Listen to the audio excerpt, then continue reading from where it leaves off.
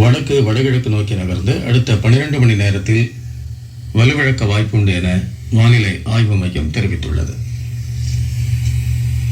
வானிலை முன்னறிவிப்பு: தமிழ்நாடு, புதுச்சேரி, காரைக்காலின் சில இடங்களில் இடி மின்னலுடன் கூடிய லேசானது முதல் மிதமானது வரையிலான மழை பெய்யக்கூடும். மேலும் கோயம்புத்தூர், நீலகிரி மாவட்டங்களில் மலைப்பாங்கான சில இடங்களில் பலத்த மழை பெய்ய வாய்ப்புண்டு. நாளை 11ஆம் தேதி முதல் 16ஆம் தேதி வரை தமிழ்நாடு, புதுச்சேரி, காரைக்காலின் சில இடங்களில் லேசானது முதல் மிதமானது வரையிலான மழைக்கு வாய்ப்புண்டு. மீனவர்களுக்கான வானிலை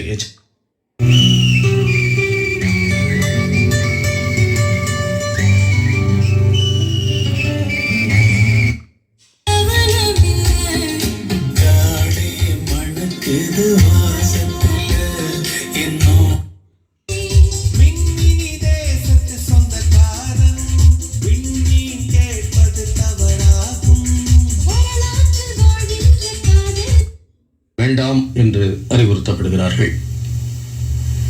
இதுவரை வானிலை அறிக்கை கேட்டீர்கள். ஆமா, தமிழ் எங்க? அவ விளையாடிட்டு இருக்கா. விளையாடிட்டு இருக்காளா? சத்தமே இல்ல. அவ போன்ல விளையாடிட்டு இருக்கா. போன்ல விளையாடிட்டு இருக்கானா? குழந்தைகிட்ட எதுக்கு போன் கொடுத்த? நான் அடிக்கடி செக் பண்ணிடுவேன் அவ என்ன பண்ணிட்டு இருக்கான்னு. குழந்தைகிட்ட போன் கொடுக்கறதே தப்பு.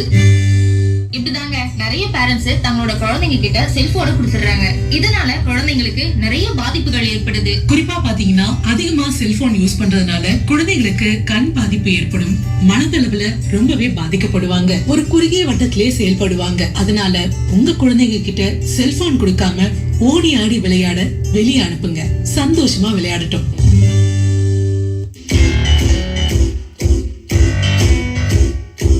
சாட்சி, எனக்கு 1 லட்சம் ரூபாய் பரிசு பொருள் விழுந்திருக்கிறதா SMS வந்திருக்கு.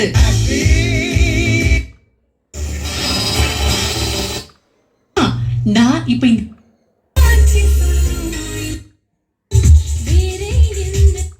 பண்ணிட்டேன் அப்படின்னா எனக்கு 1 லட்சம் ரூபாய் கிடைக்குமா? நான் அதை ஃபில் பண்ணிடுறேன். உனக்கு என்ன வேணும் சொல்லு.